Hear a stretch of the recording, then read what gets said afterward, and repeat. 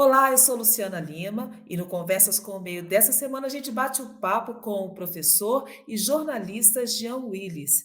Ele está de volta ao Brasil depois de um exílio de 4 anos e de experimentar ameaças e ódio dos reacionários no Brasil. Prestes a assumir um cargo no Ministério de Direitos Humanos de Lula, Jean falou das expectativas sobre direitos da comunidade LGBTQIA+, sobre o fascismo no Brasil e muito mais. Fica aqui com a gente para conferir essa conversa.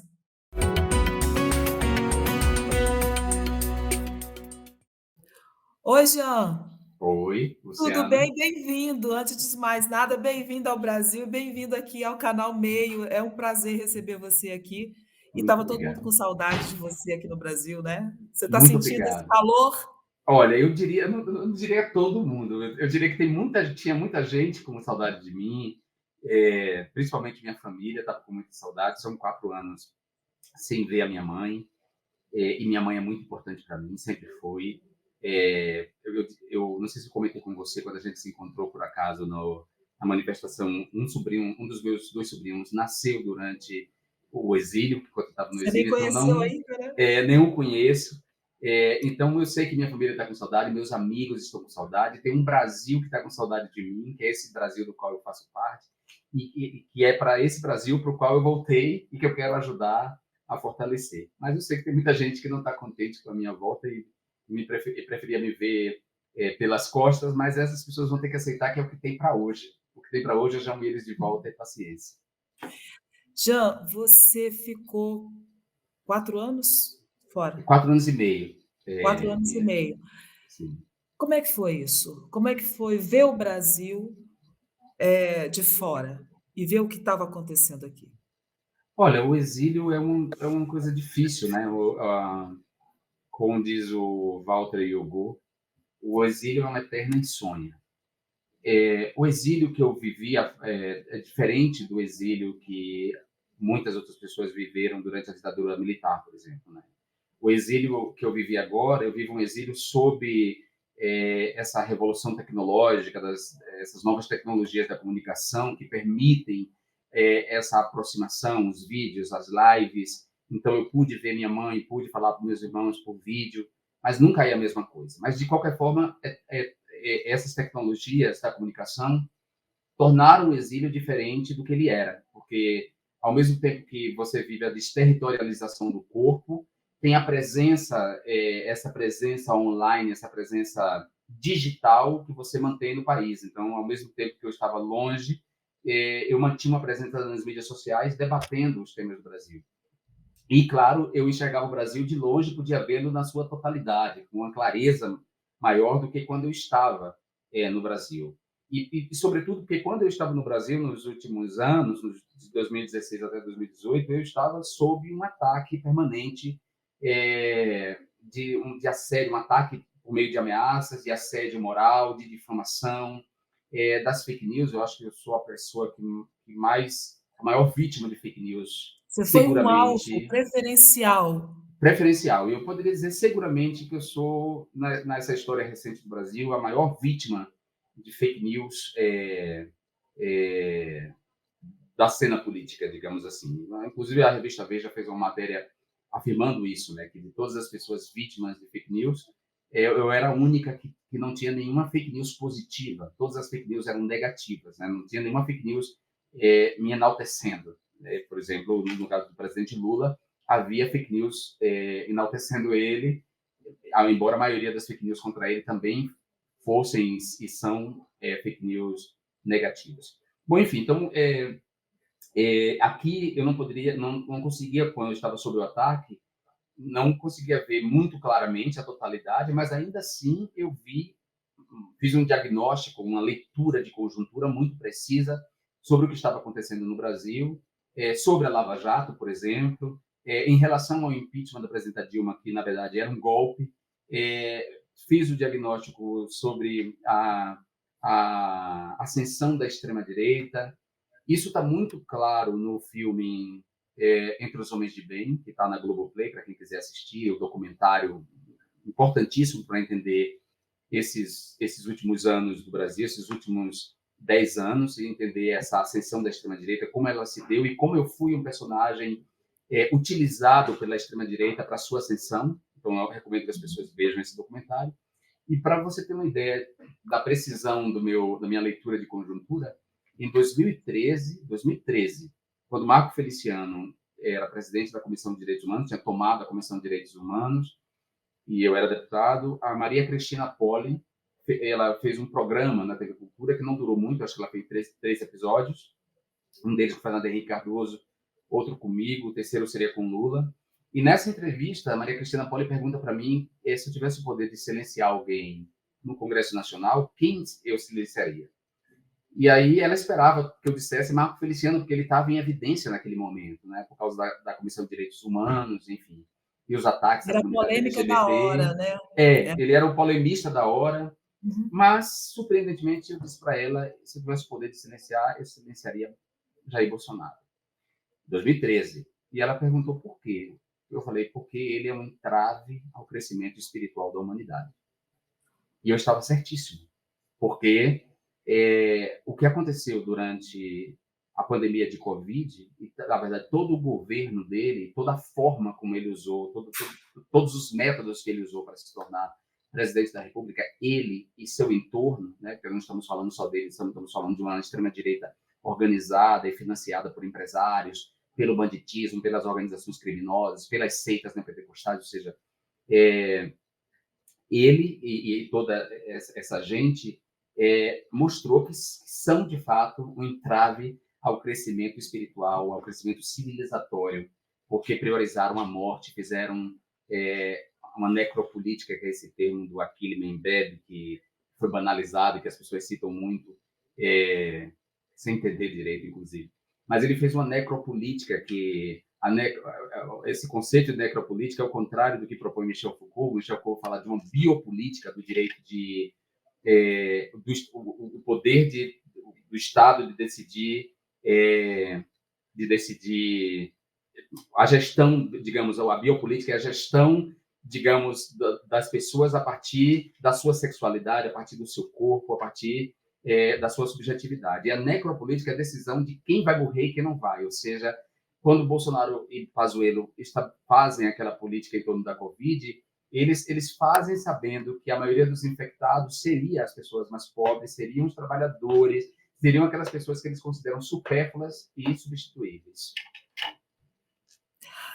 Jean, você falou da pandemia, a gente sabe que isso foi uma perda, né, o Brasil foi o país, assim, que mais perdeu vítimas e percentualmente, né, e Sim. também em números absolutos, foi uma coisa muito forte o que aconteceu aqui, da gente ver pessoas morrendo.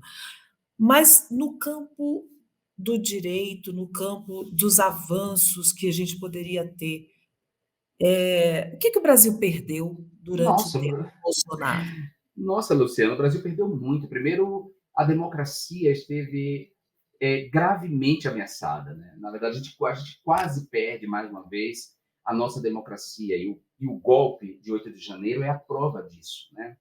O Brasil retrocedeu, o Brasil perdeu acordos comerciais, o Brasil perdeu o respeito internacional, para início de conversa, né? O respeito internacional. Bolsonaro não era respeitado pelo mundo democrático, Bolsonaro não era respeitado pelos homens de Estado, pelos estadistas. Bolsonaro era considerado um palhaço de extrema-direita que comprometia seriamente a democracia no Brasil e ameaçava o mundo, porque sob a gestão de Bolsonaro, além da sua política criminosa em relação ao Covid-19, havia a política ambiental, entre aspas, de Bolsonaro, que comprometia a Amazônia e, portanto, o futuro do planeta, porque a Amazônia e as outras duas florestas tropicais, a do Congo e a de Papua Ocidental, são fundamentais para a regulação do clima no planeta e, portanto, para combater o aquecimento global e a crise climática. Então, o Brasil perdeu muita coisa, o Brasil retrocedeu em relação às liberdades conquistadas pelas pessoas LGBTs que passaram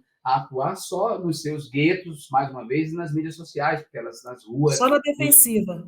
elas estavam ameaçadas. Então a gente voltou ao clima. Havia um clima de medo no ar, havia um clima de desesperança, a alegria de viver, uma característica da maioria dos brasileiros, né, foi se perdendo, as pessoas estavam exaustas emocionalmente, todo dia era uma notícia ruim, todo dia era uma declaração medonha saída da boca fétida daquele sujeito.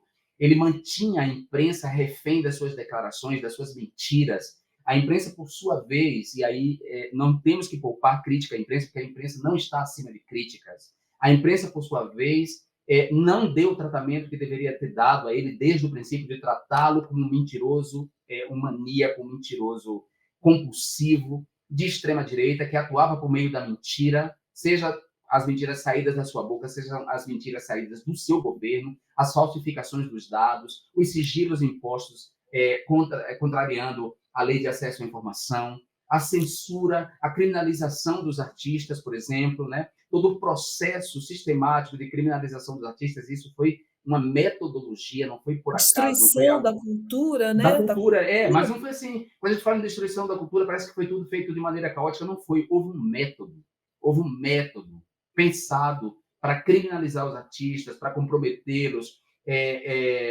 para apartá-los da população. Houve um processo de imbecilização da sociedade, do qual, volto a dizer, parte da imprensa fez parte desse processo de imbecilização. E é isso, a gente perdeu muita coisa ao longo desses 4 anos, tanto que a gente vai precisar, não só desses 4 anos de governo Lula, a gente vai precisar de outros mais, seja Lula ou não que esteja no poder, mas a gente vai precisar de mais tempo para recuperar os danos, porque construir é muito difícil e leva tempo, mas destruir é muito fácil.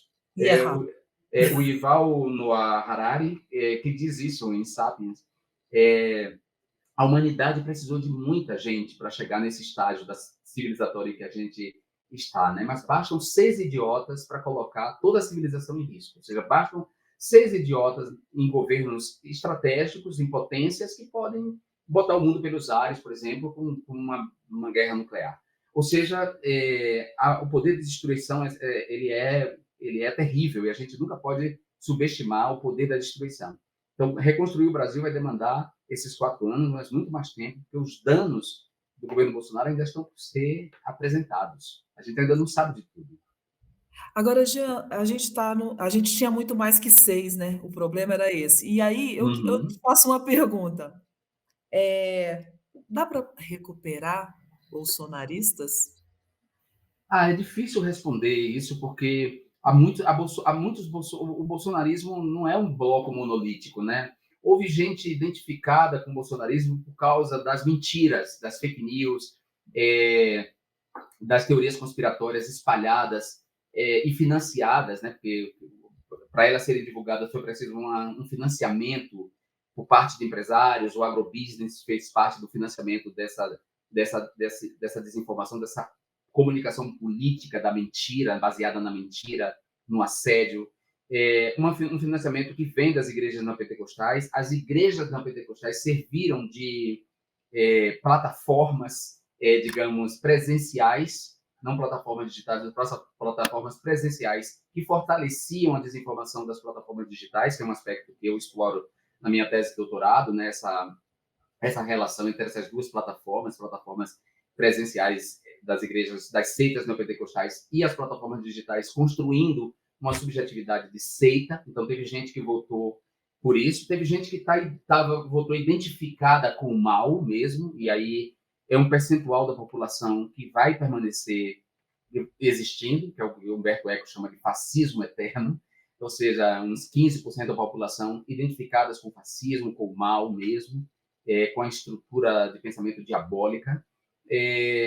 Houve gente que não gostava do PT, simplesmente votou nele porque não gostava do PT, uma parte dessa classe média ascendente, que não entende que a sua ascensão material se deve a políticas sociais-democratas, né? Se deve a políticas feitas pelo governo do PT, que se identificaram com um discurso neoliberal e que, portanto, deixaram de gostar do PT, passaram a se sentir ricas, pessoas que compraram carro, a prestação a perder de vista, pessoas que compraram casa, a prestação a perder de vista, mas se achavam ricas porque tinham um carro e essa casa e podiam viajar. se acharam ricas e se identificaram com o discurso. Reproduziam até o discurso da classe alta, né, Totalmente, reproduziu o discurso da classe alta, faltou consciência de inclusive classe, né. totalmente.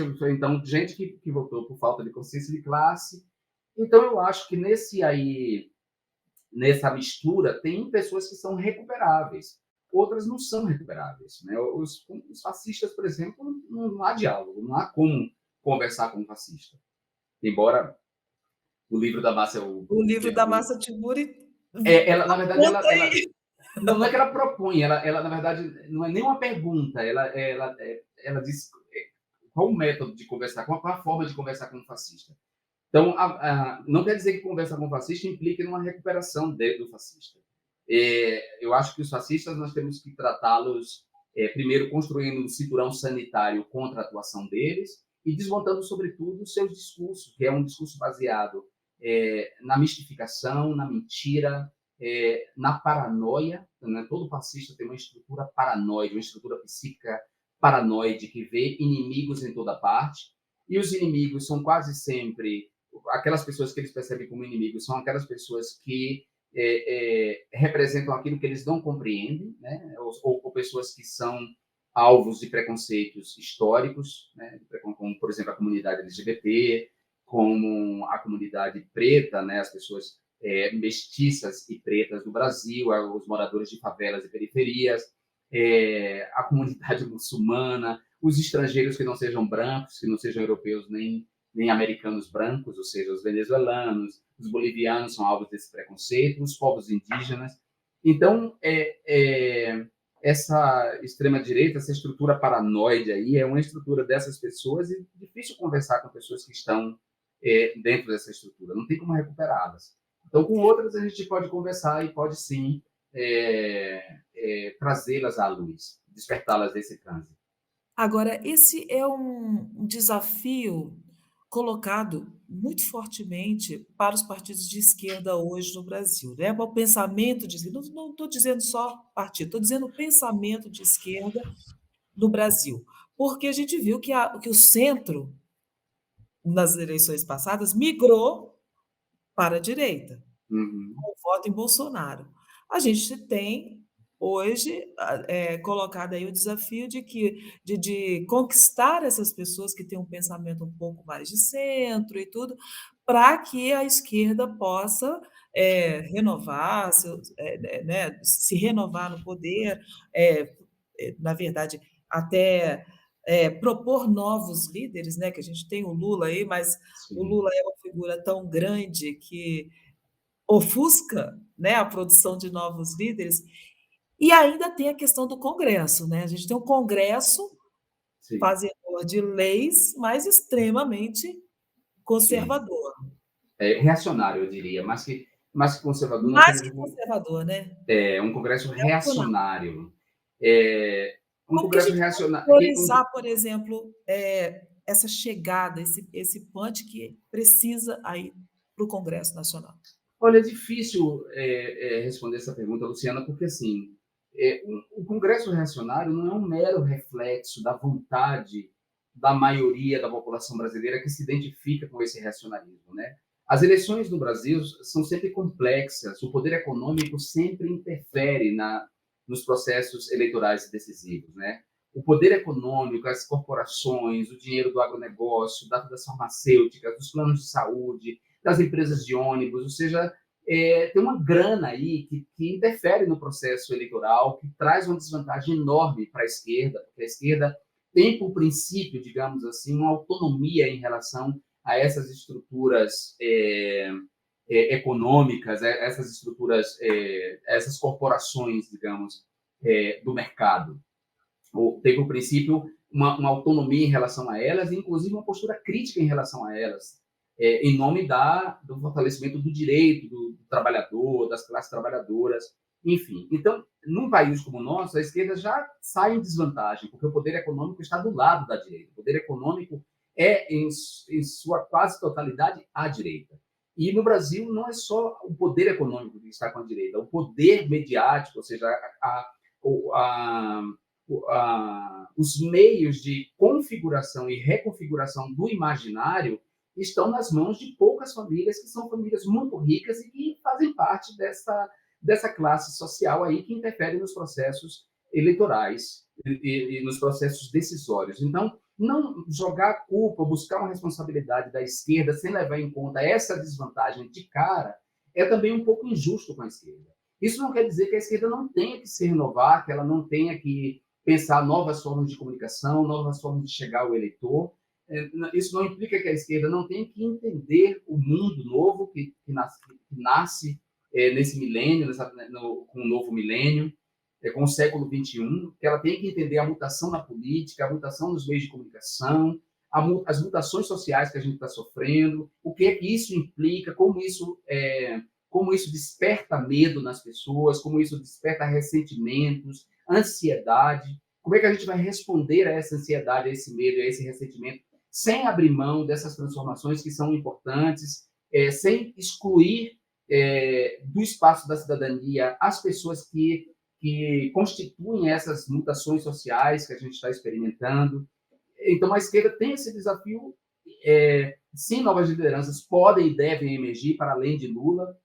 Lula não é eterno, as ideias de Lula são eternas, mas Lula não é eterno, o que significa que, sim, nós temos aí um dever de encontrar e promover novas lideranças para além dele, que possam dar continuidade ao legado dele de uma maneira com um upgrade, né? Assim, embora Lula ele tenha vivido um upgrade muito grande, ele é uma pessoa incrível, uma capacidade, uma inteligência enorme, uma capacidade de reinvenção e de assimilação do novo, que é incomum para a idade dele, porque políticos mais novos que ele são mais reacionários e mais conservadores do que ele é. E eu digo isso porque eu conheço pessoalmente, converso com ele, sei que ele tem suas limitações, mas ele tem uma abertura incrível a ouvir o novo, a entender novas ideias. Então, sim, é um desafio, mas a gente nunca pode esquecer, porque eu acho que essa é uma trampa, né, uma armadilha que os liberais e a direita está sempre colocando para a esquerda, que é colocar na esquerda a responsabilidade pelo seu fracasso, ou colocar só nas suas costas o seu fracasso no diálogo com a maioria da população, quando, na verdade, os meios para esse diálogo não estão democraticamente distribuídos, né? Nem os recursos para a disputa eleitoral estão igualitariamente distribuídos. Então, é uma hipocrisia por parte dos liberais de direita, da mídia de direita, e aí eu não sei em que lugar o Canal do Meio se coloca, talvez por esse nome, seja no meio, seja no centro, mas o Canal do Meio Nós deve somos bem ser, diversos. né? Então, Somos. eu digo que, assim, eu espero que ele seja democrático para escutar, inclusive, essa Sim, crítica, porque somos. isso Somos é bem fundamental. diversos e democráticos. Que bom, Luciana, porque eu acho isso importante, porque, assim, das instituições democráticas, me parece que a única que não gosta de ser criticada, que é refratária à crítica e à autocrítica, é a imprensa. E eu, como jornalista, como homem de comunicação, professor de cursos de comunicação, eu acho que eu devo, que faz parte do meu papel como intelectual público, fazer essa crítica à imprensa. Eu acho que eu fortaleço a democracia quando eu aponto essas armadilhas construídas por ela e essa mistificação construída por ela para responsabilizar a esquerda pelo seu fracasso e colocar na esquerda, e só na esquerda, a responsabilidade por dialogar, ampliar o diálogo, né? Você tem toda a razão. Essa crítica só nos faz, eh, nos criticar e Uhum, tentar, né, melhorar, porque senão não claro, há uma coisa absoluta que a gente precise, né, o jornalismo ele precisa evoluir e é assim que a gente tem que evoluir.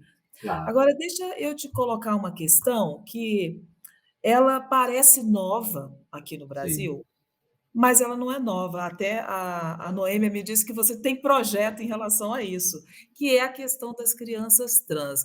Recentemente, na Parada do Orgulho de São Paulo, aí teve o bloco lá, levado pela Tamires, que Crianças Trans Existem. Ela é presidente de uma ONG chamada Minha Criança Trans. Uma mãe que tem todas as dúvidas, todas as ansiedades e todo o amor também pela criança dela. E aí, a gente fez uma matéria no canal Meio, eh, na nossa newsletter especial de sábado, e falando sobre esse assunto. Me chamou a atenção um dado que até a deputada Duda Salabert trouxe. Em 2015, a universidade, a UFMG fez uma pesquisa com transexuais de Belo Horizonte. Essa pesquisa constatou que 6% dos transexuais de Belo Horizonte foram expulsos de casa antes dos 13 anos. Aí ela me disse: quer prova maior de que crianças trans existem? Pois é, né? E Isso, foi uma discussão, né, aquela discussão aqui no Brasil, como se, eh, estivessem ali, usurpando o direito da criança, né. Como é que é seu projeto e o que é que você pensa sobre isso? O que é que precisa ser feito? primeiro, que isso me dá a sensação de que eu estou dentro do dia da marmota, né? Porque, sabe aquele dia que se repete o dia da marmota? Porque esse debate, ele se tornou um debate nacional com a minha chegada ao Congresso Nacional, em 2011, junto com a presidenta Dilma Rousseff, que eu não era do meu partido, eu era do PSOL naquela época, ela era presidenta, chegava pela primeira vez ao parlamento, é, e a presidenta Dilma, naquele momento, decide colocar em prática uma política pública elaborada pelo governo Lula e que ela decide executar, que foi o projeto Escola Sem Homofobia. Então, esse projeto, Escola Sem Homofobia, em 2011, já foi utilizado pela extrema-direita, principalmente pelo o setor neopentecostal da extrema-direita, como um elemento de construção de pânico moral. Ou seja, o projeto Escola Sem Homofobia foi batizado de Kit Gay em 2011. E essa mentira, essa fake news, dita e repetida por parlamentares da chamada bancada evangélica, entre eles Bolsonaro e Anthony Garotinho, essa que naquele momento, lamentavelmente, estavam da base do próprio governo Dilma, naquele momento. É preciso recuperar essa memória para que as pessoas entendam o que aconteceu no Brasil. E eu me sinto um pouco cansado de repetir isso, porque, né, a perda da memória é muito rápida e o apagamento é muito rápido no Brasil. Claro, dentro dessa mentira, dessa fake news chamada Kit Gay, eu fui implicado desde já, porque eu era o único parlamentar na Câmara assumidamente gay e defendia a execução dessa política. E essa política, Escola Sem Homofobia, já reconhecia a existência da infância LGBT, porque nós não nascemos adultos, nós não nascemos de um ovo. A gente não sai da casca de um ovo, a gente sai de uma mulher como todos os demais seres humanos. Nós temos família como todos os demais seres humanos e como as pessoas heterossexuais e as pessoas cisgêneras, nós temos infância. Nós temos uma infância. E a nossa infância é uma infância sofrida, porque a violência contra nós começa, às vezes, dentro de casa, seja por nossa orientação sexual, seja por nossa identidade de gênero, seja pelo simples fato de brincar, independente de uma criança ser gay ou não, ser lésbica ou não, ser trans ou não, o simples fato de uma criança, um menino, brincar com uma boneca já torna ele alvo de uma violência, mesmo que ele não seja, não venha expressar uma orientação homossexual, uma orientação sexual homossexual no futuro. Então, esse debate já estava colocado ali, minha querida, em 2011, e eu já fui arrolado nessa mentira, que depois é reafirmado em 2018 para a reeleição de Bolsonaro, para que as pessoas entendam a gestação desse discurso reacionário. Em 2013, eu apresentei o projeto 5002, se eu não me engano, 5002, que era o projeto a Lei de Identidade de Gênero, que é um projeto mais completo, mais bem feito, que pensa uma política pública ampla sobre a questão da transgeneridade, que reconhece, por exemplo, a infância transgênera e a necessidade da clínica, não para patologizar a transexualidade, mas para ajudar a criança nesse processo, a criança e o adolescente trans nesse processo, e as próprias famílias. Ou seja, essa clínica existe em São Paulo, com uma equipe multidisciplinar, porque cada vez mais, está cada vez mais visível a questão da transgeneridade, que antes era sufocada pela violência, seja porque as pessoas trans eram expulsas de casa muito cedo e iam parar na prostituição, nas margens da sociedade, seja porque essas pessoas eram obrigadas a encarnar um gênero que elas não estavam de acordo, como a gente vê o caso da Laerte, por exemplo, que demorou uma vida inteira para assumir sua identidade de gênero. Isso significa que a Laerte passou a vida inteira dela reprimindo o gênero que ela queria e desejava encarnar, o gênero que a deixava mais feliz. Então, esse debate não é novo, na verdade. Não tem nada, não há nada de novo no front. O que a gente está vendo é uma reciclagem, porque, olha, 2011, estamos em 2023, são muitos anos, Falando sabe? do mesmo assunto Do mesmo assunto, e o dia com da as mesmas marmota, agonias, né? com as mesmas agonias e os mesmos discursos. Por exemplo, esse pastor da Igreja Lagoinha, esse sujeito asqueroso, porque, antes de tudo, ele tem, evidentemente, uma homofobia internalizada, que faz com que ele projete o ódio dele, o auto-ódio dele, sobre a comunidade da qual ele não consegue fazer parte, porque ele não é corajoso o suficiente para assumir o desejo dele, então ele reprime e se transforma nesse mau caráter que ele é. Então a gente vê esse sujeito recuperando os mesmos argumentos de figuras tão abjetas quanto ele, como Marco Feliciano, em 2011, contra mim e Bolsonaro, e por aí vai. Ou seja, Luciana, o Brasil tem esse grave problema de memória, e por isso eu, como uma pessoa incansável, nesse sentido memorialista, eu recupero esses elos para que as pessoas entendam o que aconteceu no Brasil, que não foi brincadeira o que aconteceu no Brasil, não foi brincadeira o que aconteceu comigo, que as pessoas que atuam contra os direitos e a cidadania LGBT ou que lutam para criminalizar as pessoas pretas e pardas nas favelas, nas periferias, para as pessoas que são contra uma nova política de drogas que não seja guerra, né, que não seja o encarceramento em massa de pobres, que não seja o assassinato de pessoas pobres. Essas pessoas, elas não estão de brincadeira. Elas não estão de brincadeira. Isso não é uma brincadeira. Essas pessoas estão aí para fazerem todo tipo de maldade, desde a mentira, desde as fake news, até os assassinatos políticos, né? Uhum. Jean, você, antes de tudo que aconteceu na sua vida, você era professor, né? Uhum. E eu queria saber de você o seguinte: você vislumbra uma maneira de fazer com que as escolas sejam um ambiente de acolhimento para essas crianças, para essas famílias, para essas mães, para esses pais, e, e como Sim. que é possível fazer isso? Bom, aqui eu teria que descrever toda uma política pública, né? Exato. Mas Temos condições de ter uma política temos, pública? temos condições que as escolas sejam mais que isso.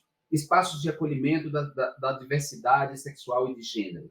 Espaços de respeito, de garantia do direito de cada criança de ter acesso à educação de qualidade, sem ser importunada, assediada, acossada, sem ver suas famílias difamadas e atacadas. A escola pode ser o lugar da formação do cidadão crítico, capaz de resistir à mentira, de ter capacidade de leitura crítica do mundo, né? de distinguir o que é informação da desinformação. A escola deve ser esse lugar. Nós temos essa capacidade. Acredito que eu não integro o governo Lula, pelo menos até agora não integro, mas eu acredito na capacidade desse governo de fazer esse trabalho e faz urgente que a escola seja isso. Mas aí não é só uma política de educação, tem que ser uma política mesmo interseccional, De que eu não direitos vou, humanos, que eu não vou inclusive, né? descrever aqui, mas aí tem que envolver tudo. Mas que sim, Uhum. temos essas condições e devemos isso, porque é inaceitável que em 2023 existam figuras públicas perpetrando abertamente a homo-lesbo-transfobia sem nenhum tipo de punição, sem nenhum tipo de responsabilização, nem que seja, como dizer, monetária, não é pecuniária, né? Que as pessoas sejam punidas, nem que sejam com multas, porque talvez seja mais eficaz a multa do que a Doer no prisão. bolso, né? Seja mais, para mim é mais eficaz, por exemplo, sancionar o pastor da Igreja Lagoinha com a multa e reverter esse recurso em campanhas de conscientização e de informação sobre a questão da transgeneridade e da diversidade sexual do que pedir a prisão dele, entendeu? Eu acho que é muito mais eficaz. Além disso, eu não sou uma pessoa do Estado Penal, não defendo o Estado Penal forte, não acho que a pena de prisão tem que ser usada para tudo. A pena de prisão tem que ser usada quando crimes graves forem cometidos. Esses crimes contra a honra, esses ataques contra a nossa comunidade e esses outros crimes, digamos, essas outras expressões mais leves de males como a homofobia, o racismo, a misoginia, eu acho que eles podem ser enfrentados com penas alternativas como essa, por exemplo, as penas pecuniárias, porque aí a gente, inclusive, além de de punir o agressor dessa maneira, a gente ainda pode prestar um serviço com esse dinheiro à sociedade, investindo, por exemplo, em centros educacionais com diversidade, capacitando professores para lidar com a questão da diversidade, né? Porque tem professores que não estão capacitados, capacitando professores para separar sua religião da sua atuação como professor. Tem muito professor confundindo as duas coisas, o professor que acha que não é educador, que tem substituído o papel de educador pelo papel de doutrinador. Em vez de educar, vai lá fazer proselitismo religioso, né? Usar esse dinheiro para promover a ciência. Né? A ciência nos salvou e nos salva da pandemia. A ciência nos traz as medicações, os remédios. A ciência faz os avanços todos. Não dá para ser seletivo em relação à ciência. Temos que confiar na ciência. E aí eu acho que essas penas alternativas podem ajudar muito nesse sentido. Já você volta para o Brasil agora, a gente tem eleição no ano que vem, eleição para prefeito, eleição para vereador. Você vai se filiar ao Rio ou ao Brasil, ou ao DF, ao Distrito Federal? Não, eu estou filiado ao PT de São Paulo. Quando eu me filiei Sim. ao PT, quando eu fiz a minha filiação, eu estava no exílio. Eu tinha que escolher um lugar para me filiar, eu escolhi São Paulo.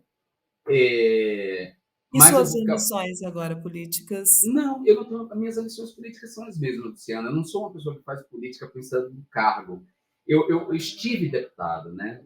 Eu estive Uhum, deputado, eu não era deputado. Eu nunca disse em nenhum momento das minhas entrevistas eu sou deputado federal. Eu dizia eu estou deputado federal.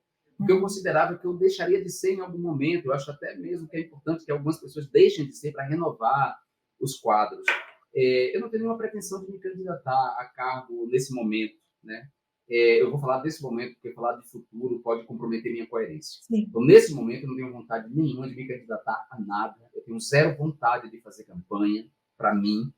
Tem um aspecto da campanha que eu apavoro, quer dizer, que eu não consigo fazer, que é pedir votos. Então, nas minhas campanhas, eu não conseguia pedir voto para ninguém. Eu colocava as minhas ideias, eu dizia o que é que eu pretendia fazer e não dizer para a pessoa, vote em mim, né? Uhum. Não, eu expunha e colocava o meu número. E a pessoa que decidia votar em mim ou não. Então, essa coisa de pedir voto, de adular eleitor, é uma coisa que eu não gosto de fazer mesmo. Eu sou uma pessoa muito verdadeira e honesta, então não sei mentir, não vou mentir para eleitor, não vou dizer o que o eleitor quer ouvir para receber o voto dele.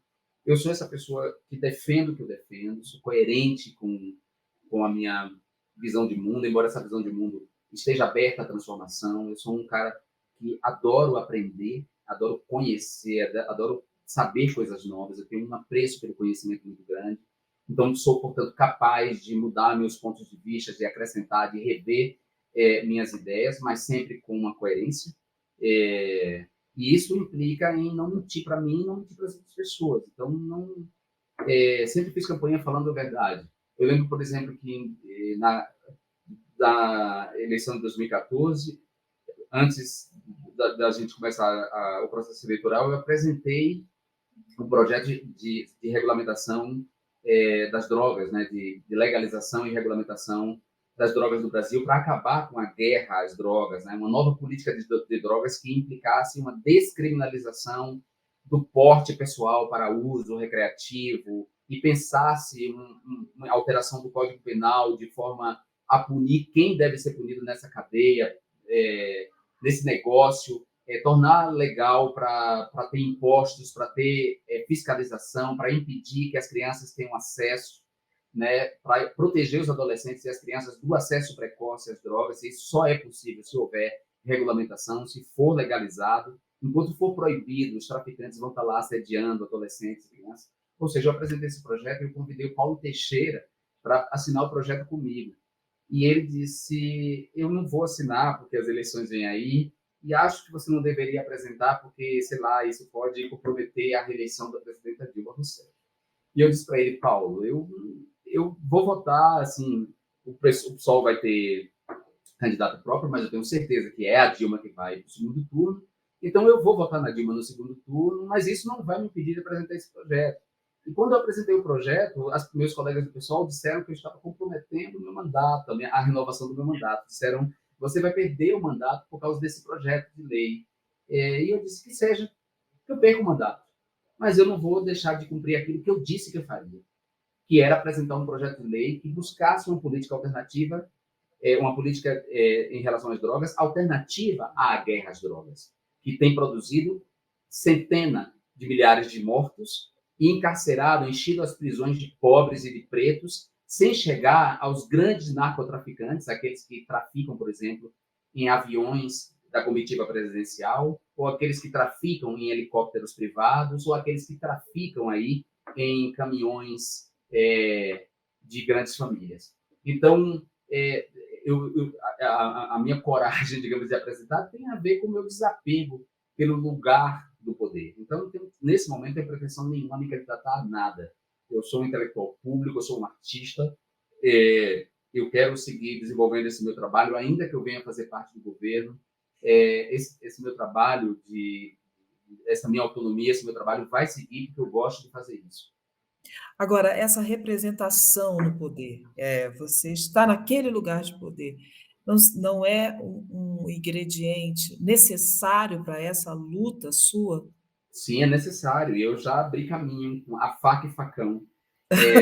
Como diz, Tem gente chegando aí na trilha, né? muita gente, como diz Gilberto Gil, na letra de Viramundo, né? Sou viramundo virado nas rondas da maravilha, cortando a faca e facão os desafios da vida, gritando para assustar a coragem da inimiga, pulando para não ser preso pelas cadeias da intriga.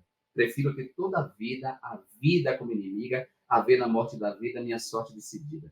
Então, a faca e facão, eu cortei os desatinos, abri um caminho para muita gente bacana que veio, como a Duda, como a Erika Hilton, como muita gente. Então, eu já cumpri essa função. Se eu vou voltar um dia, eu não sei, porque isso é o futuro, eu não gosto de falar do futuro. Não tenho muita vontade, eu digo para você que eu não tenho muitas ganas de estar no Congresso Nacional de novo. Eu sou demasiado verdadeiro para aquele lugar, né? Mas no governo, no executivo, colaborando com o governo Lula, sim, que eu posso estar e acredito que vou estar dando minha colaboração. Mas acho que sim, é importante a representação. E o governo Lula fez isso, fez uma composição de ministério que nesse sentido da representação, é muito poderosa, né? A Sônia Guajajara, a Aniele Franco, Silvio de Almeida, a Margarete Menezes, ou seja, tem muita gente, a Nísia, ou seja, tem muita gente qualificada e também muito potente do ponto de vista da representação. E claro que isso é importante para a gente ir conquistando mais democracia, para a gente ir democratizando a democracia. Jean, quero te agradecer. Eu que Bom agradeço. demais falar com você aqui, e aqui é um canal Obrigado. aberto para você. Espero que você volte mais vezes e a gente se encontra aqui em Brasília, né? Olha, a gente se encontra em Brasília. Eu costumo dizer que eu vou para qualquer um desses meios, não só o canal Meio, o canal do Meio, mas qualquer um dos meios liberais e mesmo os de direita, eu vou desde que estejam dispostos a me ouvir e a reproduzir o que eu digo da maneira que eu digo, né? Sem mistificação, sem manipulação das minhas frases, porque aí eu acho importante que aí sim esses espaços estarão sendo democráticos como se pretendem ou como se vendem. Né? Mas também, se não quiserem me convidar, eu não estou nem aí, porque existem outros meios de se expressar e outros meios de fazer essa disputa dos corações das mentes. Muito Mas aqui obrigado. você é bem-vindo. Obrigado, Luciana. Um beijo, Um muito beijo. obrigada pela entrevista. Tá bom. Tchauzinho. Tchau.